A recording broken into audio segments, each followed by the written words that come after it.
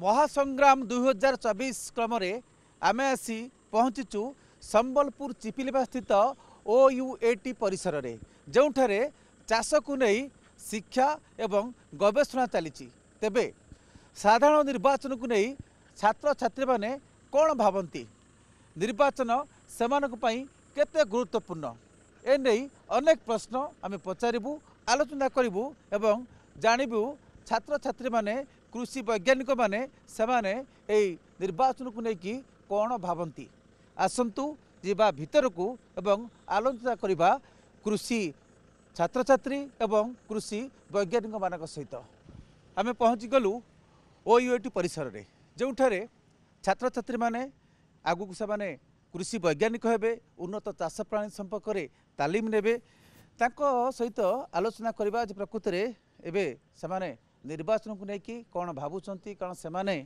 गुरुत्वपूर्ण voter से ही नेता बाछिबे नेता निर्णय करेंगे किए मन पसंदर नेता हेब से नहीं से निष्पत्ति नेबे किछि रही छात्र छात्री रही कृषि विज्ञान छात्र छात्री सहित आलोचना करवा आप मैंने पाठ पढ़ुंट किपर उन्नत किस्मर चाष किंतु उन्नत किस्मर नेता दरकार देश गठन पाई जो माने कि देश को आगू को नेबे प्रगति करेंगे आप मानकर भविष्य में आपण पास है कृषि क्षेत्र कार्य करेंगे कृषि विकास पाई से देशर विकास पाई जो मैंने नेतृत्व नेबे देशर से माने भल लोक हवा दरकार भल नेतृत्व आगू आसा दरकार तेणु निर्वाचन को लेकिन आप मैंने कौन भावती क्यों भाया क्वालिटी रहा कथा जो मैंने MLA हेबे बा MP हेबे से क्वालिटी कौन रहा दरकार व्यक्तित्व देखो जेकोसी भी गोटे निर्वाचन हो कि कौन भी सिलेक्शन प्रोसीजर हो सबू प्रोसीजर रे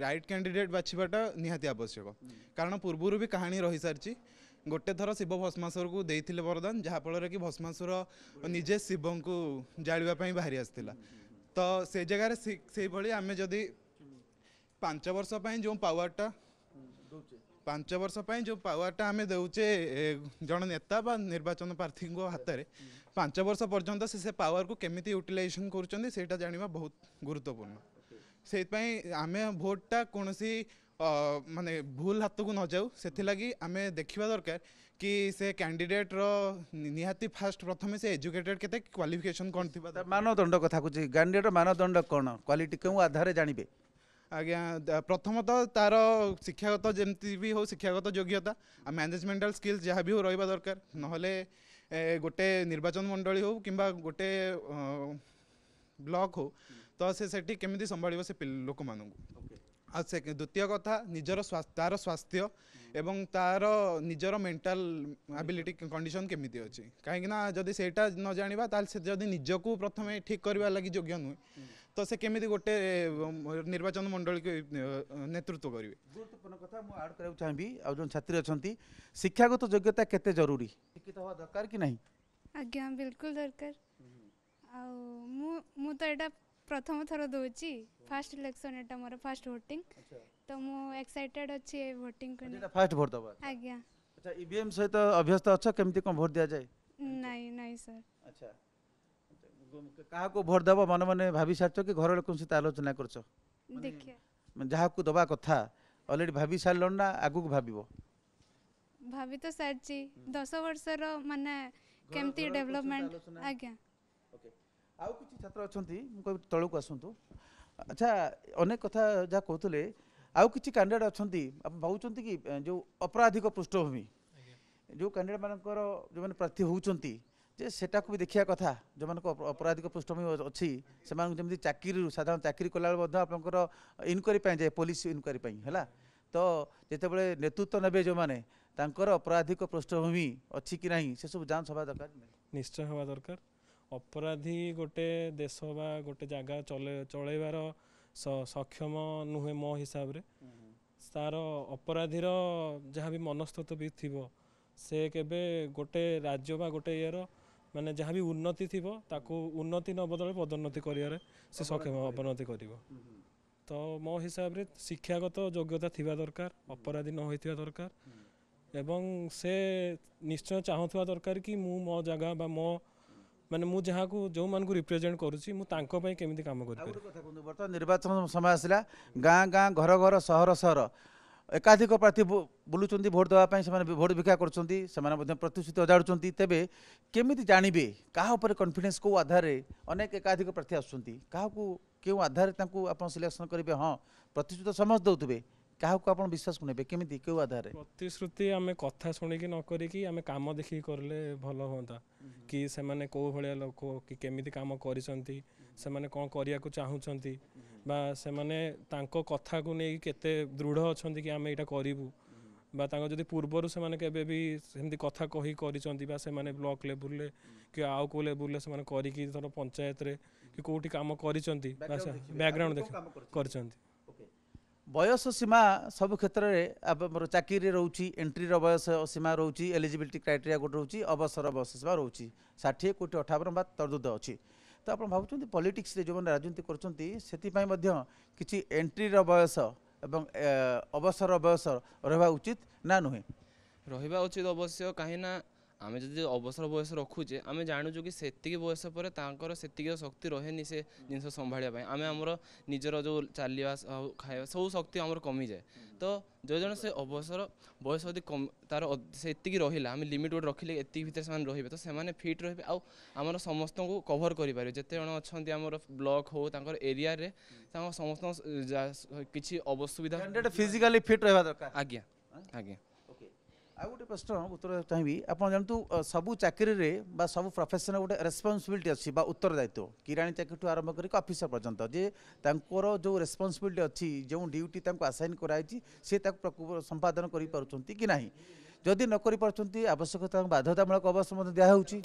ସେହିପରି ରାଜନୀତିରେ ଯେଉଁମାନେ ଥରେ ନିର୍ବାଚିତ ହେଉଛନ୍ତି 5 ବର୍ଷ ପର୍ଯ୍ୟନ୍ତ ରହୁଛନ୍ତି, କିନ୍ତୁ ସେଠି ଉତ୍ତରଦାୟିତ୍ୱ ଫିକ୍ସ ହେବା କଥା କି ନୁହେଁ। ଯେଉଁମାନେ ଗୋଟେ କନଷ୍ଟିଚ୍ୟୁଏନ୍ସିକୁ ବିଲଙ୍ଗ କରୁଛନ୍ତି ବା ରିପ୍ରେଜେଣ୍ଟ କରୁଛନ୍ତି, ଆସେମ୍ବଲି କନଷ୍ଟିଚ୍ୟୁଏନ୍ସି ହେଉ ବା ପାର୍ଲାମେଣ୍ଟାରୀ କନଷ୍ଟିଚ୍ୟୁଏନ୍ସି ହେଉ, ଯଦି ତାଙ୍କ ଉତ୍ତରଦାୟିତ୍ୱ ସେମାନେ ଠିକ୍ ଭାବେ କରୁନାହାନ୍ତି ତ ସେମାନଙ୍କ ପ୍ରତି ରେସ୍ପନ୍ସିବିଲିଟି ଫିକ୍ସ ହେବା ଉଚିତ କି ନୁହେଁ?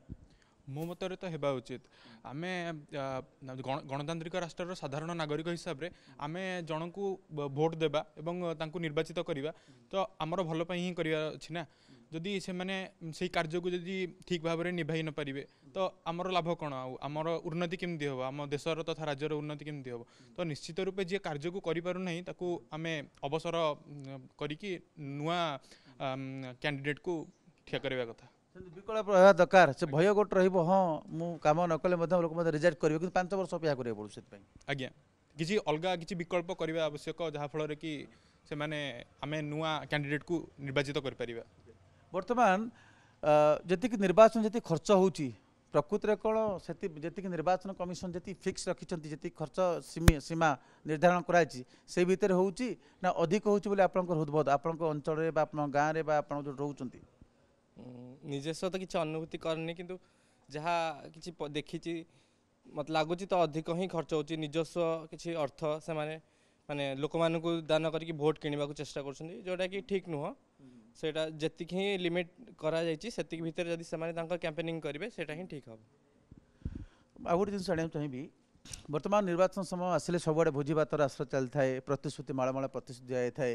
ଆପଣଙ୍କୁ ଲାଗୁଛି ଯେ ଯାହା ପ୍ରତିଶ୍ରୁତି ଦିଆଯାଏ କ୍ୟାଣ୍ଡିଡେଟ୍ ମାନେ 5 ବର୍ଷ ଭିତରେ କରନ୍ତି, ତାକୁ ପାଳନ କରନ୍ତି? ସାର୍ କହିବାକୁ ଗଲେ ମୁଁ ତ ଦେଖିଛି ଯେଉଁମାନେ ପ୍ରତିଶ୍ରୁତି ଦିଅନ୍ତି ସେମାନେ ଅଧା କାମ କରନ୍ତି, ଅଧା କାମ କରନ୍ତିନି। ଆମ ଅଞ୍ଚଳରେ ମୁଁ ଦେଖିଛି କି ଯେବେ ଯେ ନିର୍ବାଚିତ ହୁଅନ୍ତି କେବଳ ତାଙ୍କ ଗାଁ ତାଙ୍କ ପରିସରରେ ଯେତିକି ତାଙ୍କର ଅନ୍ତର୍ଭୁକ୍ତ ଥାଏ, ତାଙ୍କର ଯେଉଁଠି ଥାଏ କାମ, ସେ କେବଳ ସେ ଜାଗାଟାକୁ ହିଁ ଇମ୍ପ୍ରୁଭ୍ କରିବାକୁ ଟ୍ରାଏ କରନ୍ତି। ଆଉ ଅନ୍ୟମାନଙ୍କ କଥା ବେଳେବେଳେ ଶୁଣନ୍ତି, ବେଳେବେଳେ ଶୁଣନ୍ତି ନାହିଁ, ତାଙ୍କ ଉପରେ ସେଇଟା ଡିପେଣ୍ଡ କରେ। ସାର୍ ଯେତେ ହେଲେ ବି ଆମକୁ ଆମର ଉତ୍ତରଦାୟିତ୍ୱ, ଆମେ ଯେହେତୁ ଆମେ ତାଙ୍କୁ ଭାବୁଛେ କି ହଁ ଇଏ ହେଲେ ଆମର ସର୍ବସ୍ୱ, ଇଏ ଆମ 5 ବର୍ଷ ପାଇଁ ଆମର ଯାହା ବି ପ୍ରୋବ୍ଲେମ୍ ହେବ ସିଏ ଆମକୁ ସଲ୍ଭ କରିବେ, କିନ୍ତୁ ସେୟା କରନ୍ତି ନାହିଁ। ତ ମୁଁ ତ ପ୍ରଥମେ ଦେଉଛି ଭୋଟ, ମୁଁ ଜାଣିନି ଯେତିକି। ଆଜ୍ଞା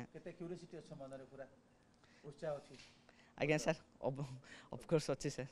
ଆଚ୍ଛା, ଏଇ ନିର୍ବାଚନ ସମୟ ଆପଣ ଦେଖିବେ ଅନେକ ଯୁବକ ବୁଲୁଥାନ୍ତି ପ୍ରଚାର କାର୍ଯ୍ୟରେ ନେତାମାନଙ୍କ ସହିତ, ଏବଂ ନେତାମାନେ ପ୍ରତିଶ୍ରୁତି ଦିଅନ୍ତି ଯେ ଆମେ ଚାକିରି ଦେବୁ। ପ୍ରକୃତରେ କ'ଣ ସମସ୍ତଙ୍କୁ ସରକାରୀ ଚାକିରି ଦେବା ସମ୍ଭବ? ଇଏ ଏକ ବାସ୍ତବ ପରିକଳ୍ପନା ନା ଏକ ଉଦ୍ଭଟ ପରିକଳ୍ପନା? ନାଇଁ ଦେଖନ୍ତୁ ସାର୍, ମୁଁ ବି କହିବାକୁ ଚାହିଁବି କି କାରଣ ଆମର ଓଡ଼ିଶାର ମାନେ ବହୁତ ଏମିତି ଅଛନ୍ତି ୟୁଥ୍ ଯେଉଁମାନେ କି ଚାକିରି ପାଇନାହାନ୍ତି ଏବଂ ସେମାନେ ସୁରଟ ଆଉ ବାଙ୍ଗଲୋର ଯାଇ ମଧ୍ୟ ଖଟୁଛନ୍ତି। ତ ଏଥିରୁ ଆମେ ଜାଣିପାରିବା କି ମାନେ ଆମର କେତେ ପରସେଣ୍ଟ ରହୁଛି ମାନେ ଆମର ନିଜର ମାନେ ରୋଜଗାର କ୍ଷମତା କେତେ ରହୁଛି ଆମ ଓଡ଼ିଶାର। ତେଣୁ ମୁଁ କହିବି କି ୟୁଥ୍ ମାନଙ୍କୁ ଏସବୁ କାମରେ ବୁଲାଇବା ଅପେକ୍ଷା ଯଦି ରୋଜଗାର ପ୍ରୋଭାଇଡ଼ କରାହେବ ତ ଏଇଟା ବେଟର୍ ହେବ ଆମ ଓଡ଼ିଶା ପାଇଁ। ଏମାନେ ଆଉ ଗୋଟେ ଉତ୍ତର ଦିଅନ୍ତୁ, ବର୍ତ୍ତମାନ ସମୟ ଯେଉଁ ମାଳ ମାଳ ଯୁବକ ମାନେ ବୁଲୁଥାନ୍ତି ନେତାଙ୍କ ପଛରେ, କାହିଁକି ବୁଲୁଥାନ୍ତି ସେମାନେ ସବୁ ଦଳ ନେତାଙ୍କ ପଛରେ? ସେଇଟା ତ ସ୍ୱାଭାବିକ କଥା, କାରଣ କିଛି ଯଦି ନିଜସ୍ୱ ମାନେ ପ୍ରଫିଟ୍ ନ ମିଳୁଛି ତ ଜଣେ କାହିଁକି ମୁଁ ମୋର ସମୟରେ କାହିଁ ମାନେ ଇଏ କରିବି, ତ ସେଥିପାଇଁ ମାନେ ଜଣାପଡ଼ୁଛି କି ମାନେ କିଛି ପଇସା ହେଉ କିମ୍ବା ମଦ ମାଂସ ଏଇଥିରେ ସେମାନେ ବିବୃତ ରହୁଛନ୍ତି, ସେଥିପାଇଁ ହୁଏତ ମାନେ ତାଙ୍କ ପ୍ରଚାରରେ ବୁଲୁଛନ୍ତି। ଆଉ ଗୋଟେ ଶେଷ ପ୍ରଶ୍ନ ମୁଁ ସମସ୍ତଙ୍କୁ ପଚାରିବି, କିନ୍ତୁ ସଂକ୍ଷେପରେ ସମସ୍ତେ ଉତ୍ତର ଦେବେ, ତାର ଉତ୍ତର ସଂକ୍ଷେପ ରଖିବେ।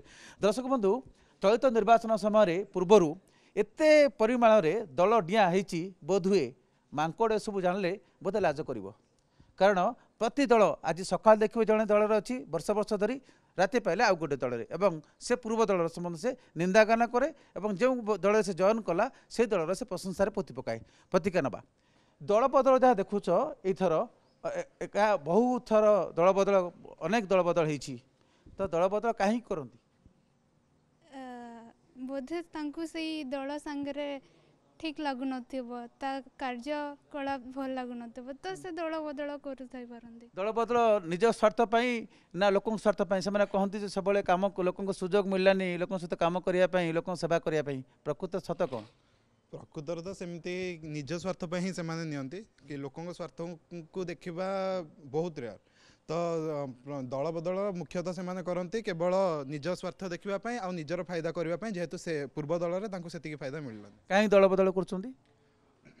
ନିଶ୍ଚିତ ରୂପେ ନିଜର ସ୍ୱାର୍ଥ ପାଇଁ ଗୋଟେ ଦଳରୁ ମନେକର ତାକୁ ଟିକେଟ୍ ମିଳିଲାନି ତ ସିଏ ଭାବନ୍ତି କି ମୁଁ ଏଇ ଦଳକୁ ମନେକର ଚାଲିଯିବି ତ ମୋତେ ସେଇଠି ଟିକେଟ୍ ମିଳିବ ଏବଂ ମୁଁ ଟିକେଟ୍ ହେଲା ମୂଳ ପାଲାର କାରଣ। ଆଜ୍ଞା ଉଦ୍ଦେଶ୍ୟ ହିଁ ଟିକେଟ୍, ନିଜସ୍ୱ ସ୍ୱାର୍ଥ ହିଁ ରହୁଛି। କ'ଣ ମତାମତ? ଆଇଦର ସେ ଯେଉଁ ଲୋକଟା ଚାହିଁଥିବ ରହିବାକୁ, ସେ ଯେଉଁ ପାର୍ଟିରେ ଥିବ ସେ ପାର୍ଟିର ତାଙ୍କର ଯେଉଁ ଯିଏ ତାଙ୍କ କ୍ୟାଣ୍ଡିଡେଟ୍ ଥିବ ସେ ତାର କିଛି ଆଶା ଫୁଲଫିଲ୍ କରିନଥିବ, କିମ୍ବା ତାକୁ ଜଣାପଡ଼ୁଥିବ କି ନାଇଁ ମୋତେ ଆଗକୁ କିଛି ଆଶା ଫୁଲଫିଲ୍ କଲା ଭଳି ଲାଗୁନି, ସେଥିପାଇଁ ଦଳ ଚେଞ୍ଜ କରିପାରିଥିବ। ପ୍ରତି ଦଳର ଗୋଟେ ଏଥିକ୍ସ ଥାଏ, କିନ୍ତୁ ଗୋଟେ ନେତା ବା କର୍ମୀ ବର୍ଷ ଧରି ଗୋଟେ ଦଳ ରହିଲା ପରେ ଦଳ ଚେଞ୍ଜ କରିଦିଏ, କାହିଁକି? ସେ ଏଥିକ୍ସକୁ ବୁଝି ନଥାଏ ନା ଆଉ ଗୋଟେ ଦଳର ଏଥିକ୍ସ ତାକୁ ଭଲ ଲାଗେ? ସବୁବେଳେ ଦଳ ବଦଳ ମାନେ ଯିଏ ସ୍ୱାର୍ଥ ପାଇଁ କହିବାଟା ଅନୁଚିତ, କାରଣ ଯଦି ବି ସେ ଦଳ ତାକୁ ଠିକ୍ ସେ ବ୍ୟବହାର କରିନଥିବ, ସେ ମାନେ ଠିକ୍ ଅପରଚ୍ୟୁନିଟି ଦେଇନଥିବ ସେ ଠିକ୍ କାମ କରିବାକୁ, ତ ସେ ମେ ବି ଅଲଗା ଦଳକୁ ଯାଇକି ସେ ତା ଯେଉଁ କାମଟା ତା ଲୋକମାନଙ୍କ ପାଇଁ କରିବାକୁ ଚାହୁଁଥିବ ସେ କରିପାରିବ, ସେଥିପାଇଁ ମେ ବି ଦଳ ବଦଳ କରିପାରିବ। ଦଳ ବଦଳ ବ୍ୟକ୍ତି ସ୍ୱାର୍ଥ ପାଇଁ ନା ସମୂହ ସ୍ୱାର୍ଥ ପାଇଁ? ଦେଖନ୍ତୁ, ମୁଖ୍ୟତଃ ମୁଁ କହିବି କି ବ୍ୟକ୍ତିତ୍ୱ ସ୍ୱାର୍ଥ ପାଇଁ, କାରଣ ମୁଖ୍ୟତଃ ମାନେ ବହୁତ ଜାଗାରେ ଦେଖାଯାଇଛି କି ଯଦି ପାର୍ଟି ଟିକେଟ୍ ନ ମିଳିଲା କିମ୍ବା ମାନେ ପାର୍ଟି ସହିତ କିଛି ଅନବନ ରହିଲା ତ ମାନେ ପାର୍ଟି ଚେଞ୍ଜ କରିଦିଅନ୍ତି ସେମାନେ। ଆଚ୍ଛା, ଏ ଦଳ ବଦଳ ଥିଓରିକୁ ନେତାମାନେ ଯେଉଁମାନେ ଦଳ ବଦଳକାରୀ ଯେଉଁମାନେ କରୁଛନ୍ତି ସେମାନେ ଯାହା କହୁଛନ୍ତି ସେ କଥାକୁ ଲୋକମାନେ ଗ୍ରହଣ କରନ୍ତି ନା ଲୋକମାନେ ସତ୍ୟାସତ୍ୟ ଅନୁଭବ କରିଛନ୍ତି? ନା, ଏଇ କଥାକୁ ତ ଲୋକମାନେ ଅନୁଭବ କରିଛନ୍ତି କି ଦଳ ବଦଳ ହେଲା ପରେ ବହୁତ ନେତା ବହୁତ କଥା କୁହନ୍ତି, ବାକି କିଛି ଜଣ ସେ କାମ କରନ୍ତି ବି, କିଛି ଜଣ କରନ୍ତି ବି ନାହିଁ। କି ସବୁବେଳେ ମାନେ ଯେତେ ବି ଦେଖାଯାଇଛି କି ଯେତେ ଜଣ ବି ଅଛନ୍ତି ସବୁବେଳେ ଚାହାନ୍ତି କି ନିଜ ସ୍ୱାର୍ଥ ପ୍ରଥମେ ଆସୁ, ପରେ ଲୋକଙ୍କ ସ୍ୱାର୍ଥ। ଆର ଇମ୍ପାକ୍ଟ କ'ଣ ପଡ଼ିବ ଯେଉଁମାନେ ଦଳ ବଦଳକାରୀମାନଙ୍କ ଯେଉଁ ଅଭ୍ୟାସଗତ ଭାବେ ବାରମ୍ବାର ଦଳ ବଦଳୁଛନ୍ତି?